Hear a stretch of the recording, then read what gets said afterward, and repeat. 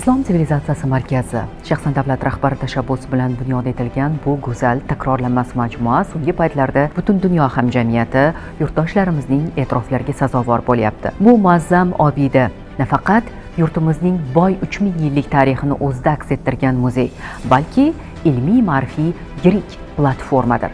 Ayni kunlarda markazda bu boradagi ishlar jadal suratlarda tashkil etilgan. Hozir ham bu yo'nalishda ta'lim olayotgan talabalar ishtirokida seminar, treninglar bo'lib o'tmoqda. Keling biz dars jarayonlarini birgalikda kuzatamiz. Bu kabi uchrashuvlar yoshlarning tarix, manbashunoslik, islomshunoslik va madaniy merosga oid bilimlarini boyitish, ularning ilmiy izlanishlarga jalb etishda muhim ahamiyat kasb etmoqda. Imom Moturidiy nomidagi Xalqaro ilmiy tadqiqot markazi direktori Komiljon Shermuhammedovning bizga ma'lumot berishicha, endilikda tamaddun loyihasi doirasida bu kabi uchrashuvlar muntazam tashkil etiladi. Hurmatli prezidentimiz tashabbuslari bilan tashkil etilgan O'zbekistondagi Islom sivilizatsiyasi markazi bu nafaqat muzey ekspozitsiyasi, bu yerda ilmiy ma'rifiy maskan, ya'ni ilmiy ma'rifiy platforma yaratilyapti. Albatta, bu bo'yicha hozir biz juda ko'plab loyihalarimiz amalga oshirilyapti.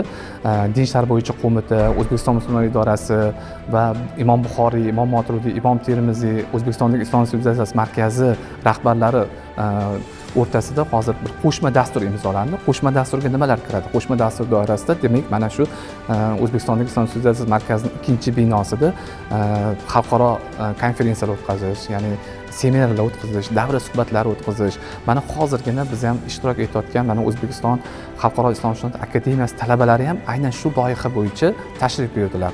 Ya'ni bu loyihani biz shartli ravishda tamaddun loyihasi deb aytadi. Diniy ma'rifiy sohada ham biz islohotlarni amalga oshirilyapti. Mana kuni kecha davlatimiz rahbari, O'zbekistondagi Islom sivilizatsiyasi markazi rahbari Firdavs Nuriddinov bilan uchrashganlarida ham alohida shu jihatlarga to'xtalib o'tdilar. Mana biz shu binoni bunyod etdik. Endi bu yog'iga ilmiy tadqiqotlar yo'nalishiga o'tamiz. Ilmiy tadqiqotlar yo'nalishiga o'tganimizda, ya'ni mana oliy ta'lim muassasalari, O'zbekiston Xalqaro islomshunoslik akademiyasi talabalari yoki diniy ta'lim muassasalari talabalari uchun hozir shunday loyihalar yo'lga qo'yilyapti. Ya'ni islom ma'rifati stipendiyasi, alohida iqtidorli talabalar uchun Moturidiy stipendiyasi, Buxoriy stipendiyalar joriy qilinyapti. Ya'ni ular imkoniyati, ya'ni moddiy tomondan rag'batlantirib, ularga faqatgina ilmiy tadqiqot bilan shug'ullanish uchun imkoniyat yaratilyapti. Va buning uchun mana hozir kutubxonani gapirdik. Kutubxonada ham barcha imkoniyatlar yaratiladi. Ular uchun bepul kutubxonalar mana ertalab soat 9 dan kechqurun 22:00 gacha faoliyat yuritadi.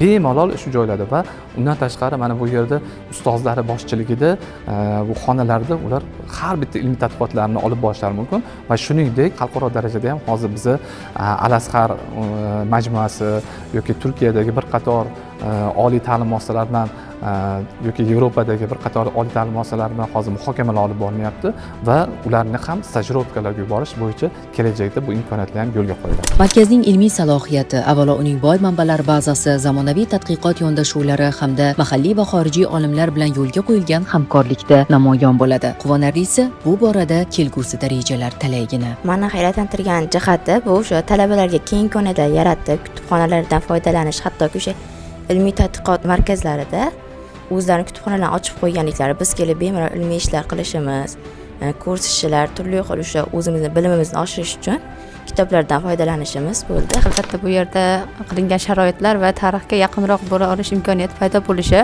ya'ni vizual tarzda o'sha tarixiy voqealarni ko'ra olishimiz quvontirdi va bu yerdagi manbalarga berilgan imtiyozlar ham o'quvchilarga qulaylik tug'diradi. Quvontirgan holati bu kutubxonadan bemalol bepul foydalana olish imkoniyati va bizga aytishdiki, hozir biz o'sha kutubxonada a'zo bo'lib o'sha yerdan bemalol foydalansak bo'lar ekan, ilmiy tadqiqotlarimizni o'sha yerda davom ettirsak bo'lar ekan. Bu yerda aynan bizga kerakli bo'lgan manbalar borligi va bizga shu sharoitlar yaratib berayotgan ustozlarimizga va akademiya rahbariyatiga o'z minnatdorchiligimizni bildirmoqchiman. Olgan nazariy bilimlarimizni amaliy namunasini ko'rish uchun keldik ko'proq. Masalan, Imom Buxoriy, Imom Moturidiy haqida o'qiymiz, o'rganamiz va bu yerda ularni o'sha qoldirgan meroslarini ham amaliy ko'proq o'rganish uchun keldik. Ichkariga kirgandan keyingi muhit juda ham bir nima deydi, ayniqsa farzandlarimga borib aytib berishlik uchun, o'rnak namuna qilishligim uchun juda ham bir ajoyib manzara.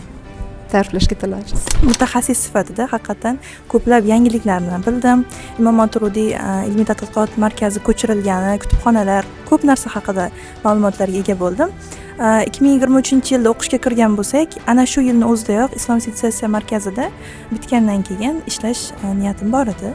Endi bundan buyog'iga agar standartlar to'g'ri kelsa, kutubxona yoki ilmiy tadqiqot markazida ishlash niyatim bor. Eng muhimi, markaz yosh avlodni ilm-fanga qiziqtirish, ularni buyuk ajdodlarimizning ilmiy merosi bilan yaqindan tanishtirish orqali yangi tadqiqotchilar avlodini tarbiyalashga hissa qo'shmoqda. Birgina turtki va harakat kishi hayotida tub o'zgarishlarni amalga oshirilishiga sabab bo'lishi mumkin.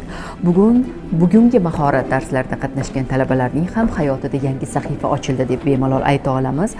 Ular kelgusida o'z hayotlarini o'zgartira oladigan muhim qarorlarni o'zlari uchun qabul qilishgan bo'lsa ajab emas.